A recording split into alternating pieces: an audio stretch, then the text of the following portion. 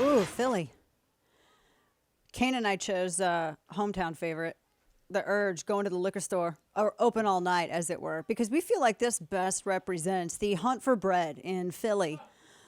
That's what we can see on the videos. If you're watching the simulcast of the nationally syndicated radio show on Channel 347 Direct TV, YouTube, Facebook, always good discussions, that's what's happening.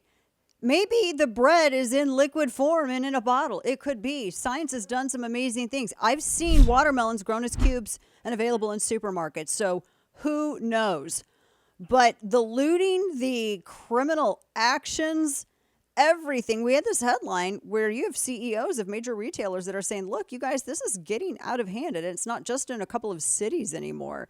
This is so widespread that this is affecting local economies because stores are having to leave. For crying out loud. Okay, what was it? Nike in Portland? Yeah. That's like their home. Isn't there that Steve Prefontaine and that's like their whole thing. Yeah. They closed forever. Oh my gosh. Joining me right now, my good friend Jason Rantz, who has a book out about this, where he dives into all of this. What's killing America inside the radical left's tragic destruction of our cities. And Jason's from Pacific Northwest, so I mean, I'm shocked that the Nike store closed. That's an iconic. That was like their headquarters. That's an iconic thing, and to lose that, no one on the left, Jason, has stopped and said, "Wow, now this might be getting out of control." Now, finally. I mean, if anything, they look at this as some corporation that's finally going somewhere else, which was basically how they responded in Seattle, where we closed a very long-standing Nike store. Oh, but it was also gosh. in Portland. I mean, we're seeing this all across the board. And of course, this week we learned that Target was also closing a number of stores across the United States, some in New York, some in Oregon, and in Washington State. And, you know, you would think that at some point someone might step back and say, things are going in the wrong direction. But of course, they don't seem to think anything is wrong. And that's a big problem. That's frankly, it's why I wrote What's Killing America. Yeah. And with this too, kind of, I guess, this has been kind of sort of a result of this restorative justice, where we've seen these prosecutors, and I think even, in LA, and we've seen them in St. Louis and New York, obviously, where they'll even give, in Albuquerque, they'll give standing orders. Well, let's not go after these types of misdemeanors. And I know in California, they had a limit, like if it only up to this limit, it's okay. So it's like you're advertising to all these criminals, okay, it's a free for all. If you engage in this kind of behavior, we're going to give you a pass in the name of restorative justice. I don't think has that worked anywhere to lower crime, Jason, in any city that's tried? No, certainly not at the level that we're talking about. Now, if we're talking about, let's say, some 16-year-old who steals a Butterfinger from a 7-Eleven, restorative justice is meant for that person.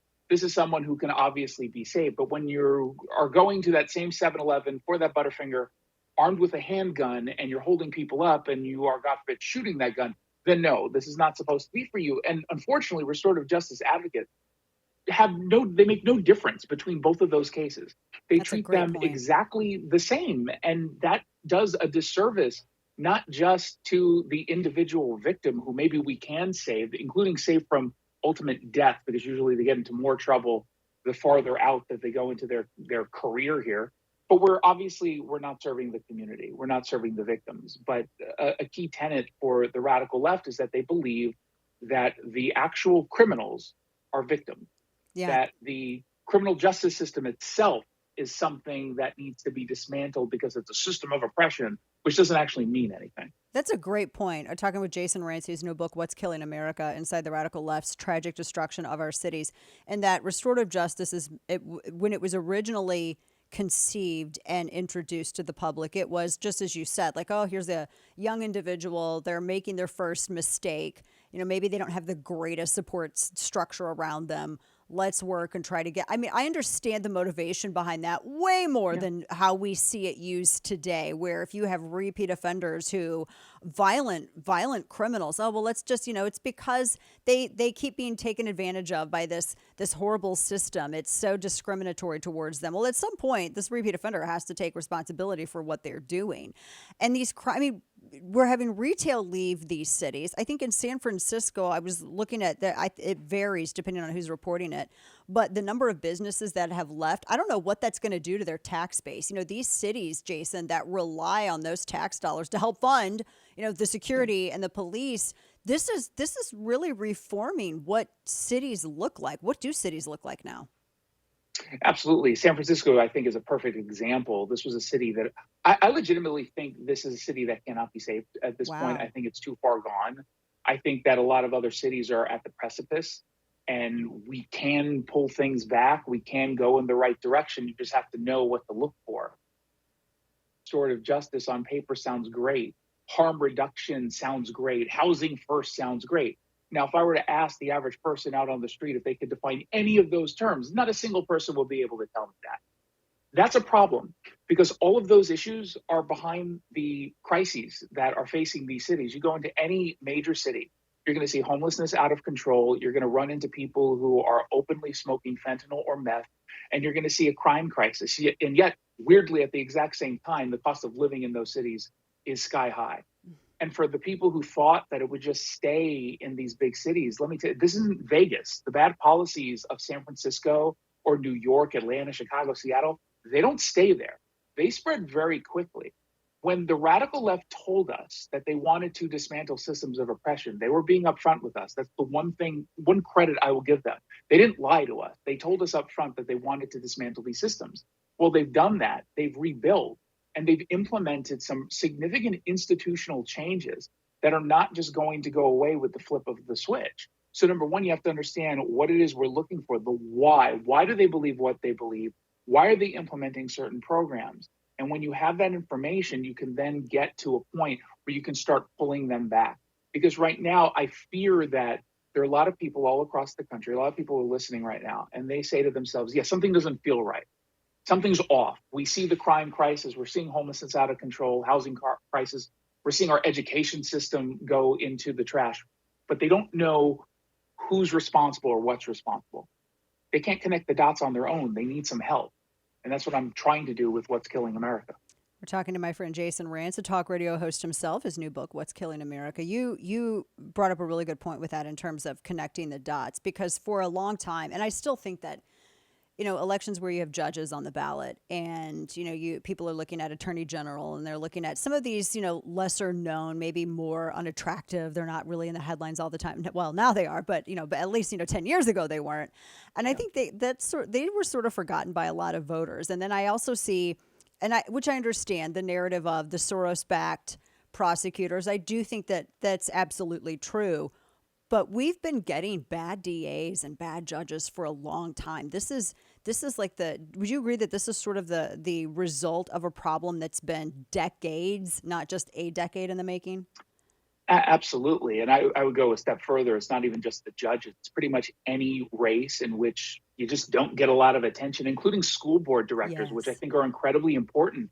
But you have so many people who either don't do the research or you've got people who don't have kids who don't really care and they're not really connecting the dots themselves of, well, those kids who graduate become our next leaders and they're getting farther and farther to the left. So in cases of judges, I mean, we're seeing these stories every single day. We had one in Washington State recently where a suspect was accused of a pretty significant and long-term series of rape against his minor daughter. And he was released on $10,000 bail. That means he only had to put up $1,000 and he's out there. You've got individuals who are shooting weapons, shooting guns at police officers, and they're being released on their own personal recognizance. We have a cashless bail system, whether we're talking about Illinois or New York, where it's codified into law, or in places like Washington and California, which effectively just have judges who have that discretion and they're able to do whatever it is they want. How often in any media reports do you know the name of a judge? How often do they tell you that? Almost never. And so for me personally, when I'm covering these stories on my radio show or in any of my work online, I go out of my way. I'm going to make sure you know who this judge is. You should know. They are in Washington State. All of our judges are elected. Some are appointed when some step down, but they're elected positions. And it's absolutely insane what's been going on, but no one knows. No one's following it. That's such a great point. That's a very good point. Well, this is, I think, a very, it's like such a timely book. Obviously, what's killing America inside the radical left's tragic destruction of our cities. And as you were saying, just kind of last thoughts on this. With cities like San Francisco, you said, which I acknowledge it, but I don't think I've ever heard anybody verbalize it just like that. That you're giving up on like San Francisco. So if San Francisco has failed at this point, what's the next city that's getting ready to fall over that cliff? I think there are lots you could put on that list. I think Portland and Seattle, I think Chicago, Atlanta are always at the top Wow. of the list. It doesn't mean that they're going to fail. It means they're clearly on the wrong path and they are quickly failing. And so unless people get in the way of that failure, it's just going to continue to go. It's going to snowball like what's happening in San Francisco, where all of a sudden people are leaving, businesses are leaving, and lots of people are suffering. Yeah. And the unfortunate reality, there are a lot of people on the ground who want to pretend nothing is wrong whatsoever. They want to just completely gaslight us, and they're doing it to their own detriment. Yeah, they are. It's sowing chaos and like in some ways legalizing it by not enforcing the law against it. Jason Rantz, the book is What's Killing America: Inside the Radical Left's Tragic Destruction of Our Cities. And you can listen to Jason's radio show as well, and of course his hometown in Seattle. There, Jason, thank you so much for what you do. Good to see you on I Fox as appreciate it. well. Good to talk with you. Thanks. Good to see you.